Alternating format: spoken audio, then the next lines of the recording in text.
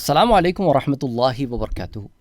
Youth club کے اوپر جب ہم نے پہلے ویڈیوز بنائی تھیں جس میں ہم نے آپ کو بتایا تھا کہ یہ 100% وہابی ہیں اور یہ وہابزم کو پروموٹ کر رہے ہیں اور اس کے سوا اور کچھ نہیں کر رہے، تو بہت شور اٹھا تھا، آپ کیسے بات کر سکتے ہیں بغیر اس کے۔ میں کہا جا کے ان کی ویڈیوز دیکھ لو، کہ نہیں وہ تو خالصتاً بات کرتے ہیں۔ اب میں نے جب پروف دے دیا تو اب ایک نیا شور اٹھا ہے، آخر آپ لوگوں کو وہابیوں سے مسئلہ کیا ہے؟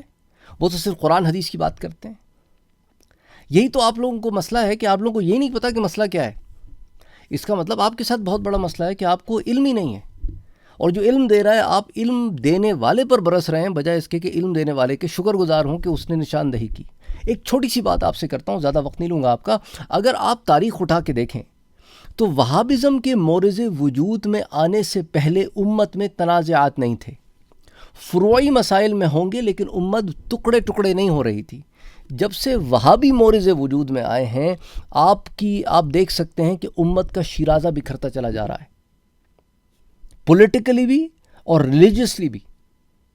انہوں نے پہلے اپنے اندر ایک ایسی چیز پیدا کی جس کے ذریعے انہوں نے عرب میں لوگوں کو توڑا، خلیفہ کے خلاف عیسائیوں کی مدد لی، انہوں نے غاصبانہ طور پر مکے اور مدینے پر قابض ہوئے، وہاں کے شریف کو برخاست کیا، ایک الگ ٹکڑی جارڈن کی بنائی، یعنی توڑا انہوں نے، عرب کو توڑ کے کئی ٹکڑیوں میں بانٹ دیا۔ ان میں سے جو ٹکڑیاں انہیں لگا کہ پیسے والی ہیں انہیں جوڑ لیا۔ اگر آپ کو اتنا بھی نہیں پتا نا تو پھر آپ کو کچھ پتہ ہی نہیں، آپ پہلے جا کے تاریخ پڑھ لو، یا کمنٹ کرنے سے پہلے جا کے تاریخ پڑھ لو۔ انہوں نے ان ٹکڑیوں کو جوڑ لیا جو ان کے جیسی تھیں، باقیوں کو توڑ کے پھینک دیا۔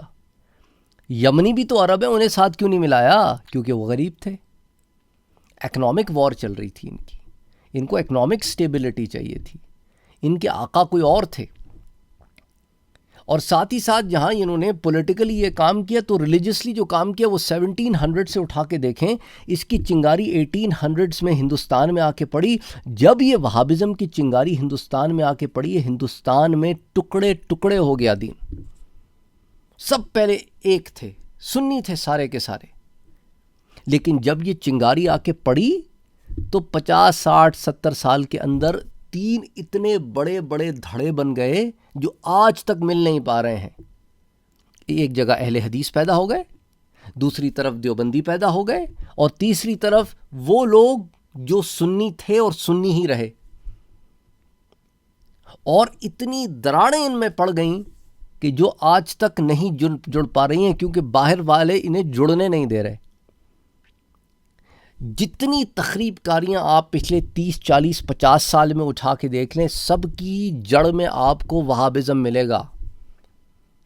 کوئی تو وجہ ہوگی کہ حضور صلی اللہ علیہ وسلم نے اہل نجد کے لیے دعا نہیں کی، شام والوں کے لیے دعا کی، یمن والوں کے لیے دعا کی، لیکن نجد والوں کے لیے دعا نہیں کی۔ صحابہ کھڑے ہوئے تو آپ نے دعا نہیں کی نجد والوں کے لیے، کہا وہاں سے تو فتنے اٹھیں گے۔ نجد العراق، یہ عراق جو آج آپ دیکھتے ہیں صرف یہ عراق نہیں ہے، کہ تمام نجد کا علاقہ یہ سارا کے سارا نجد ہے، نجد العراق جسے کہتے ہیں، it's a greater land area. یہ آج کی باؤنڈریز تو بہت ریسنٹ باؤنڈریز ہیں، تو اس لیے اس بات کو سمجھیں۔ یہ جو آپ مختلف بڑے آپ بیوقوف بن رہے ہیں نا ان وہابیوں کے ہاتھوں، نہیں جی یہ تو کوئی بات نہیں کرتے، وہ نہیں کرتے، آپ کو خبر ہی کوئی نہیں ہے۔ ہم اتنا شور جو کر رہے ہیں کیونکہ ہمیں امت کا درد ہے، آپ کو نہیں ہے۔ بیسکلی آپ کو صرف اپنی پڑی ہوئی ہے، آپ کو یہ نظر آ رہا ہے، آپ چھوٹے سے باکس میں دیکھ رہے ہو، ہم بڑی پکچر میں دیکھ رہے ہیں کہ انہوں نے کتنا فساد مچایا ہے امت میں۔ جو فساد ان کے ذریعے مچائے نا امت میں، جاؤ تاریخ کا مطالعہ کر لو۔ پہلے 4 لاکھ لوگوں کو انہوں نے تہہ تیغ کیا اپنی اس مہم میں، مسلمانوں کو۔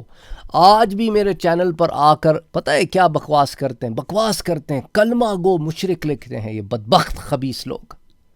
That's what I was going to call them۔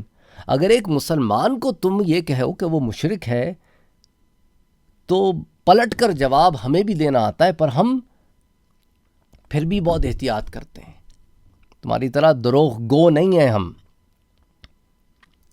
تو جاؤ ذرا پہلے تعلیم حاصل کرو، پھر آ کے کمنٹ کرنا۔